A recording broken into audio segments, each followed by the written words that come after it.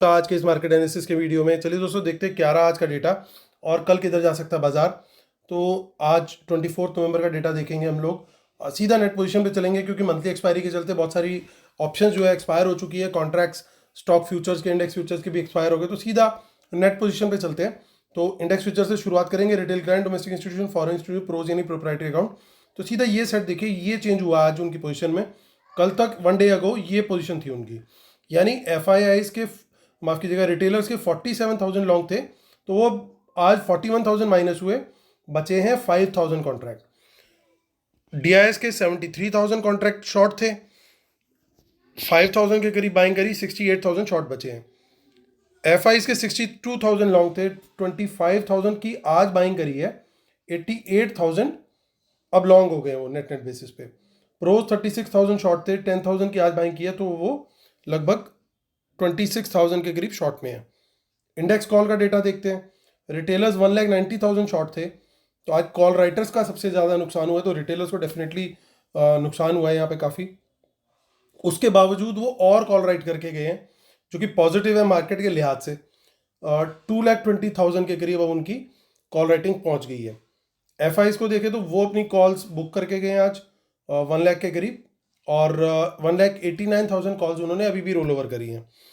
और प्रोज ने काफ़ी बाइंग करी है, वो भी कॉल सेल में थे, उनको भी कहीं ना कहीं कॉल राइटिंग में जरूर लॉस हुआ होगा, और 1,34,000 के करीब वो बाइंग करके गए हैं। तो 30,000 नेट बाय आ गया, क्योंकि कल तक सेल में थे और आज की बाइंग के बाद वो नेट बाय में आ गए हैं। पुट का डेटा भी इंटरेस्टिंग है, क्योंकि रिटेलर्स जो कल तक पुट सेल में थे, इसमें उन्होंने कमाया होगा, और आज बाइंग करके वो नेट नेट बेसिस पे पुट बाय में आ चुके हैं। डीआईएस को देखें तो डीआईएस में देखेंगे तो 26,000 के करीब अब उनकी लॉन्ग्स है पुट के, और एफ ने काफ़ी पुट्स बुक करी है 2 लाख के अराउंड। अब सिर्फ 1,06,000 पुट्स उन्होंने रोल ओवर करी हैं, और प्रोज ने 1,76,000 में से 39,000 के करीब उन्होंने पुट्स कवर कर ली अपनी, और 1,37,000 की पुट राइटिंग अभी भी उनकी कंटिन्यूड है। स्टॉक फ्यूचर्स में 11,000 की सेलिंग करी है एफ ने। अच्छी बात यह है कि बहुत बड़ा लिक्विडेशन यहाँ पे नहीं हुआ, नहीं तो वो छोड़ सकते थे पोजीशंस को एज इट इज और वो स्क्वायर ऑफ हो जाती। तो अभी भी वो नेट नेट बेसिस पे 1,36,000 बाय में गए हैं, यानी इतनी पोजीशन वो रोल ओवर करके गए हैं। स्टॉक कॉल्स और पुट्स दोनों ही जगह पे सेलिंग करी है रिटेलर्स ने, और उनकी राइटिंग अब 81,000 है, और कॉल में बाइंग 1,21,000 है। स्टॉक जो हमारे बाकी के पार्टिसिपेंट्स हैं स्मार्ट मनी, उन्होंने इसका ऑपोजिट किया। चलिए अब चलते हैं एनएसई की साइट पर और वहाँ पे देखते हैं वहाँ में क्या दिखाई दे रहा है। तो कैश मार्केट में एफ की बाइंग है अराउंड 1,231 करोड़ की, 1,231 करोड़। डीआईएस का 230 करोड़ का सेल है, यानी बाकी की जो सेलिंग है वो रिटेलर्स और प्रोज ने करी है। चलिए अब हम देखते हैं, सीधा ऑप्शन चेन पर चलते हैं, वहाँ पे हमें क्या दिखाई दे रहा है। स्टार्ट करेंगे हम सीधा निफ्टी से, निफ्टी को देखते हैं पहले। सो 18,484 पे हुआ मार्केट क्लोज। तो आज काफ़ी स्ट्रेडल्स जो बनते हैं बड़े बड़े दूर के, उनमें भी काफ़ी चेंज आया होगा। तो ये पहले हम 1 दिसंबर खोल लेते हैं, क्योंकि आज का डेटा तो ख़त्म हो चुका। अब हमें देखना है नेक्स्ट वीक की ऑप्शन चेन। तो कुछ कुछ इन द मनी कॉल्स दिखाई दे रही हैं, आप देख सकते हो, ये इन द मनी कॉल्स है जो कि ठीक ठाक क्वांटिटी है, 18,400 की इन पर्टिकुलर। तो यानी 18,500 के ऊपर बाजार निकलेगा, सस्टेन करेगा, तो हमारे लिए लॉन्ग का अच्छा ट्रेड है। इवन 18,400 के आसपास भी खुलता है अगर बाजार, और वहाँ से प्राइस एक्शन ऊपर का देता है, तो हमारे लिए तब भी 18,500 तक के लिए एक अच्छा ट्रेड वहाँ पे बनता हुआ दिखाई दे रहा है। अगली रेजिस्टेंस जो है इसके बाद सीधा 18,600 पे दिखाई दे रही है। कुछ इन द मनी पुट्स दिखाई दे रही है, लेकिन बाजार जो वीक होगा इन पर्टिकुलर, मैं शॉर्ट का ट्रेड 18,400 के नीचे ही लेना प्रेफर करूँगा। जब तक 18,400 के नीचे नहीं जाएगा, मेरे लिए शॉर्ट का ट्रेड जो है वो थोड़ा सा कंफर्टेबल नहीं होगा इतना। 18,500 पे रेजिस्टेंस लेकर के अगर उसको क्रॉस नहीं कर पाता और वहाँ से नीचे की तरफ निकलने लगता है, प्राइस एक्शन बड़ा क्लियरली दिखाई देता है, वॉल्यूम्स भी ठीक दिखते हैं फ्यूचर्स में, तो वहाँ पे हम लोग 18,400 तक के टारगेट के लिए शॉर्ट कर सकते हैं। बट उस सिनेरियो में वो क्वांटिटी बिल्कुल कम रखूँगा। और बड़ा क्लियर सा व्यू निकल के आ रहा है ब्रॉडली अगर देखें तो कॉल राइटिंग कम है, पुट राइटिंग ज़्यादा है, तो कहीं ना कहीं सपोर्ट जो है मार्केट का जो इंटेंशन और टिल्ट जो है वो ऊपर की तरफ का ही दिख रहा है। यानी लॉन्ग का ट्रेड जो है वो उसको प्रेफरेंस रहेगी।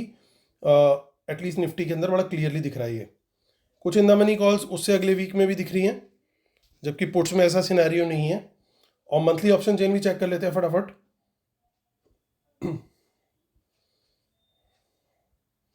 देखिए यहाँ कुछ कॉल दिख रही है, बट ये भी देखना होगा अपोजिट साइड पे कोई पुट तो नहीं है इसी क्वांटिटी में। देखिए यहाँ ज़बरदस्त पोजीशंस दिख रही हैं, लेकिन सिमिलर सिनेरियो शायद इधर भी बनता हुआ दिख रहा है। हालांकि एज कंपेयर्ड नंबर्स जो हैं वो थोड़े कम हैं।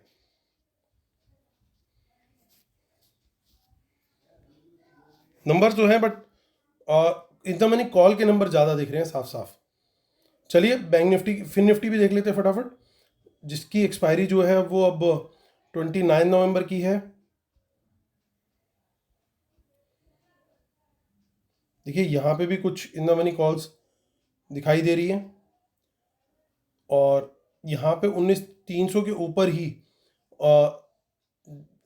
ट्रेड लेना बनता है। हालांकि छोटे छोटे टारगेट्स बन रहे हैं 350 और 400 के एज पर ऑप्शन चेन, क्योंकि वहाँ दोनों जगह पे रेजिस्टेंस दिखाई दे सकती है। हालांकि पुट में जो वीक पोजीशन होगी 19,200 के नीचे होगी, और बहुत स्ट्रॉन्ग यहाँ पे बिल्डअप हुआ है, जो कि इंडिकेट कर रहा है कि मार्केट के अंदर तेजी है। तो 19,200 से भी बाउंस मिलता है अगर हमें, तो वो भी एक अच्छा 19,300 350 तक का रनअप दे सकता है, जस्ट इन केस अगर मार्केट थोड़ा सा नीचे खुलता है तो। बट प्राइस एक्शन क्लियरली ऊपर की तरफ दिखना चाहिए हमें। चलिए बैंक निफ्टी देखते हैं, 43,000 के ऊपर निकल के बंद हुआ है।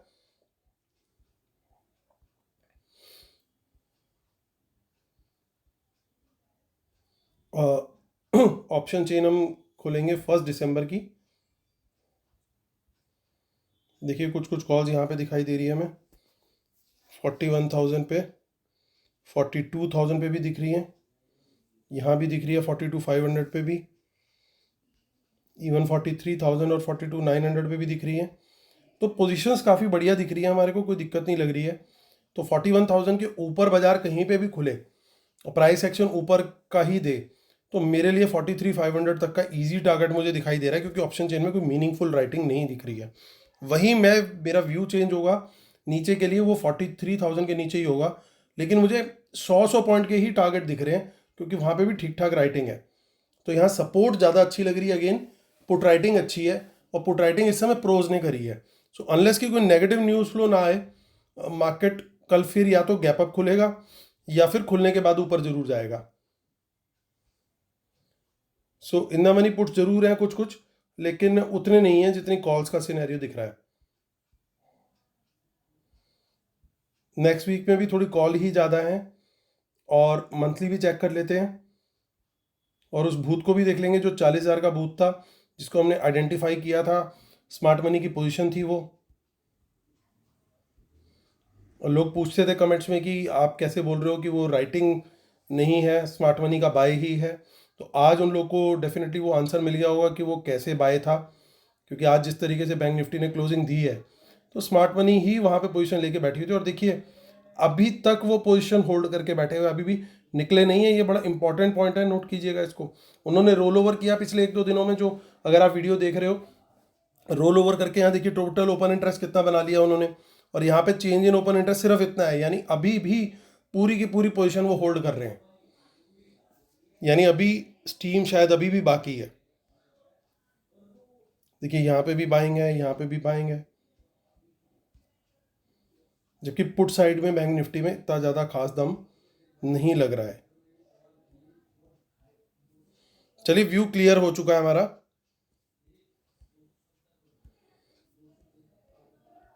सो रूल्स वगैरह जरूर फॉलो कर लीजिएगा दोस्तों। और हमारी सेमिनार होने वाली है दिल्ली में, मोस्ट लाइकली 17 और 18 दिसंबर को।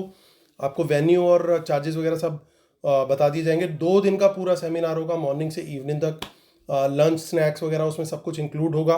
सो एक इंक्लूसिव और बट एक रीजनेबल प्राइसिंग में एक अच्छी वेन्यू हम लोग सेलेक्ट करने की कोशिश कर रहे हैं। तो एक आध दिन में वो फाइनल होते साथ ही आपको डिटेल्स प्रोवाइड कर दी जाएंगी। तो आप लोग मुझे मेल कर सकते हैं amithamija1@gmail.com पे, या मेरी टीम को भी कॉन्टैक्ट कर सकते हैं।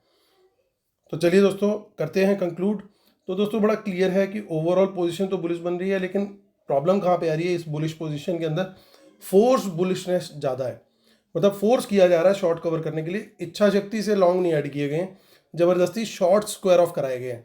तो जो लोग लॉन्ग में बैठे हुए थे, इसका मतलब वो इतने पावरफुल थे कि उन्होंने फोर्स किया इन लोगों को जो शॉर्ट थे कि वो अपनी पोजीशंस को कवर करें।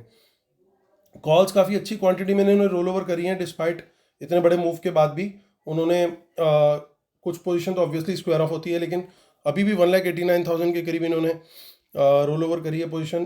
प्रोज भी बाय में आ चुके हैं और पुट राइटिंग भी इन्होंने करी है, और पुट की साइड से लाइट भी बहुत बैठे एफआईस, और स्टॉक फ्यूचर्स भी ठीक ठाक रोल ओवर करे। तो डेटा हर तरीके से पॉजिटिव है, कोई दिक्कत कहीं से कहीं तक दिक्कत नहीं दिख रही है।